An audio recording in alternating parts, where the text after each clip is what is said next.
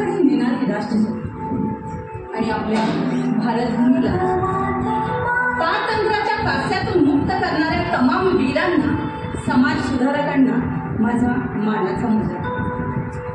मातृत्वाचा मानदंड स्थापन करणारी राजमाता राष्ट्रमाता जिजाऊ अवसाळी, तुमच्या आमच्या अंधाराघरामध्ये ज्ञानाचा दिवा लावणारी सावित्रीबाई फुले, पहिली लेखिका ताराबाई शिंदे, पहिली संपादिका ताराबाई देवजी, फातिमा, तारा राणी या समस्त स्त्री शक्तींचे इथं मी स्मरण करते आणि मी आज इथे व्यक्त करते. मी जिजाऊ बोलते. यश, कीर्ती, सार्वभौमत्व आणि मातृत्वाचं लेणं लाभलेले या वंशात आमचा जन्म झाला. सार्वभौमत्वाचा वारा अंग खांद्यावर खेळवणाऱ्या जाधव घराण्याचे सरसरते रक्त घेऊन आम्ही या भूमीवर पाऊल ठेवले ते स्वराज्य निर्माणासाठी.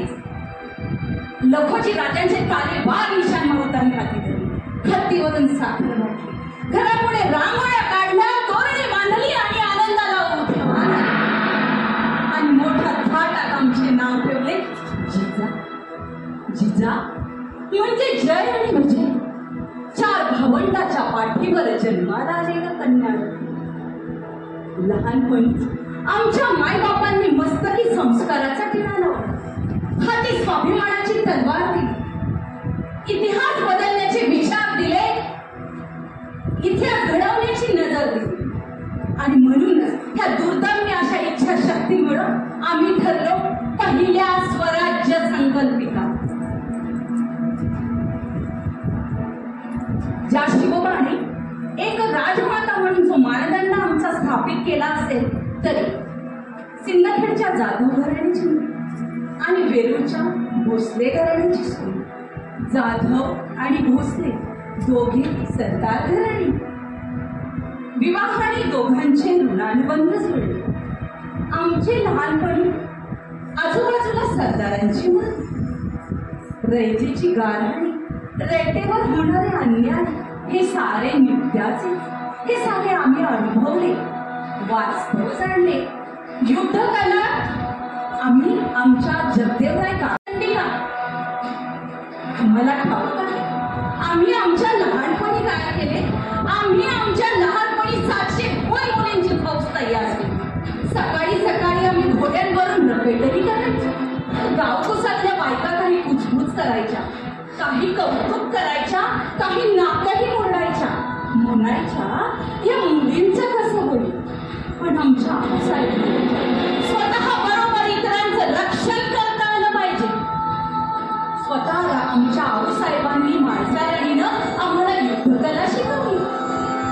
राजस्त्रियांना भाषा ज्ञान असावं, माणसं जोडता येतात, पत्रव्यवहार करता येतो हा मानस आमच्या आऊसाहेबांचा होता. आम्ही स्वतः 6 भाषा त्यासाठी अवगत केल्या.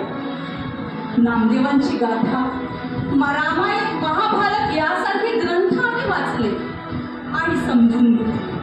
कबीरांचे दोहे, बायबल याचेही आम्ही वाचन केले आणि समजून घेतले. आणि आमच्या पुढे एक प्रश्न निर्माण झाला, धर्म.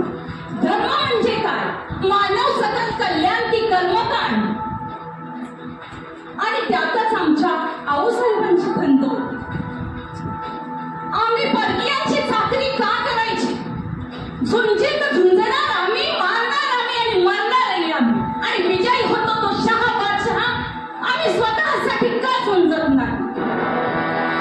आऊसाहेबांची खंत मनात एक वेगळंच वादळ निर्माण करून गेली. तो यवनांचा काळ होता. यवनी सत्ता काळ सर्वांसाठी विळखा घालून बसली. रयतेवर होणाऱ्या अन्यायाला रियात मोठ कंटाळली. होणाऱ्या अन्यायाला सह्याद्रीलाही पाजर फुटत नव्हतं. हे रयतेवर होणारा अन्याय बघून आमच्या तळपायाची आग मस्तकाला साधली. आम्ही आमच्या वडिलांना विचारलं, हे कोणी का संपवत नाही. आम्ही स्वतःसाठी का झुंजत नाही. वडिलांनी उत्तर दिले, जिजा मराठ्यांनी याच भूमीवर आसमानाकडे बघत तुतारी फुंकल्या. हर हर महादेवाच्या गर्जनेत ढाल तलवारी लढवल्या. पण हा समाज एक संध नाही. जातीवादाचे उद्दंड पक्की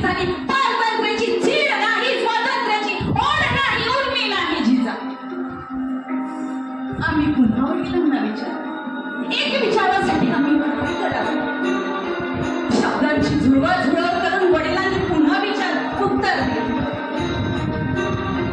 रयतेला बांधून ठेवतो तो हा एक विचार, जिथे रयतेवर अन्याय होतो, जिथे रक्ताचे पाठ वाहतात, तिथे गवतालाही भाले फुटतात. मातीत उमलणाऱ्या सहस्र कोमाला ज्ञान मिळते हे स्वातंत्र्याच्या सूर्याने. पण हा स्वातंत्र्याचा सूर्य सहजासहजी उगवत नाही. त्यासाठी पारतंत्र्याचा श्वास कोंडावा लागतो. सगळ्यांनी एकसंध व्हावे लागतो आणि हातात त्यांच्या पेटत्या मशाली द्याव्या लागतात. एक एक शब्द आम्ही आमच्या मनात साठवतो.